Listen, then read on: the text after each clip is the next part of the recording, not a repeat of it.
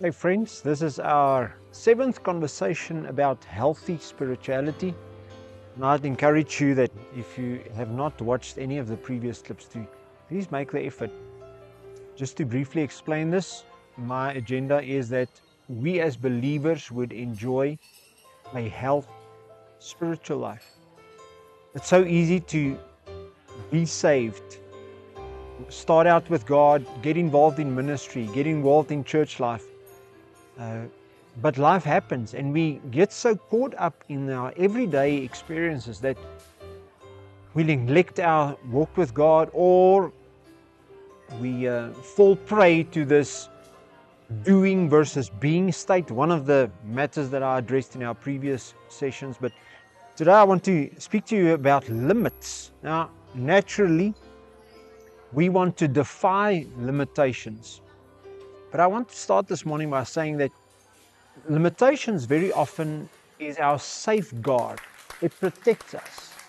It keeps us in a safe space. I've often with great interest spoken to a friend that when they transport luxury vehicles, that those vehicles are in a specific mode. They refer to it as transport mode. What essentially happens is that when that vehicle at the dealership, that it is restricted in the revolutions and speed that that vehicle can travel. And it safeguards that luxury vehicle, making sure that everything is in order after that vehicle was shipped and at sea for months. Now, we naturally ignore limitations. The reality is that we often spend our health to acquire wealth. And then you can't spend your wealth to get your health back. Now, we have mental limitations, physical limitations. And very often when we ignore red flags, we end up with an unhealthy spiritual condition, and it impacts on our whole life. Now, there's a few analogies that I'd like to use, and maybe you can relate to these. If we ignore the limitations, for instance, of how much work we can get done, you might end up in your marriage living like single people. You might share the same household. You might sit at the same dinner table occasionally. But if we ignore the limitations, the boundaries of work so many hours a day, spend so many hours at home, sleep so many hours, we can push these limits, but eventually we will have to, unfortunately, very often with great consequences. There's a difference between being willing and willful. I've often said this when I'm in conversation with friends about their work environment. There are just certain people who has this typical busy man thing about them. And I know, and you know, that employers very often, and this is the proverb, give it to the busy man. If you want something done, give it to the busy man. Because there's just people who grow in their capacity and they are capable of functioning optimally in a very stressful environment. So if you want something done, give it to the busy man. That is willing versus willful. Now I want to encourage you. You can remain willful. Being willful means that you calculate the risk. You consider the limitations. Willing is the attitude that just says to, give me more responsibility, put more stress on my full plate. And if we ignore these kind of warning lights, we end up in a place where even our walk with God shows the impact. These are terms that I'm going to mention just now that they don't sit well with us. we typically ignore these kind of experiences. If I say the word burn out, everybody will say, I'm not burned out. But are you? How much anger do you experience? How frustrated do you feel? How many regrets are you carrying with you? All as a result of ignoring limitations.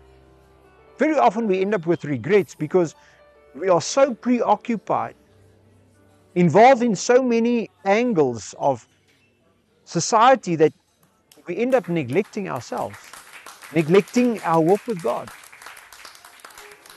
I don't want to guess, and I don't want to put you under condemnation, but I often do ask the question, how much time does believers in 2024 spend reading the Bible? Something simple, not out of a religious, narcissistic Christianity kind of attitude, a simple concern. And I want to encourage you to evaluate your life, consider where you are at, and ask yourself this simple question: am I exceeding the limitations? I've often said this, and I don't want to speak death over my life. The reality is that I sleep very, very little. And I'm trying to manage every area of my life to enable me to sleep better. Because if you sleep well, you can tolerate a lot more pressure. You can deal with many things more effectively if you are rested. But if you are worn out, if you are frustrated, if you are angry, if you walk around with regrets, if you feel burned out, you become ineffective. And all these things happen because we ignore our limitations. See, limitations keep us grounded and it protects us. I remember reading a book that really impacted my life in a phenomenal way. It's by Wayne Cordero, and the title of the book just says everything: Leading on Empty. And I want to encourage you, Mom, you can't be the mom that God destined you to be if you constantly ignore the limitations that are in your life. Dads, you can't just work 14, 16, 18 hours a day. You can't work weekend in, weekend out for the sake of money and neglect your kids. If you are result driven, if you are a typical choleric extrovert, if you are an achiever, chances are you are exceeding the limitations. Now, as I said, it's a safeguard very often that enables us to walk with peace. Life is not a 100-meter sprint. Life is a marathon. In ministry, I have this incredible challenge to manage my time effectively.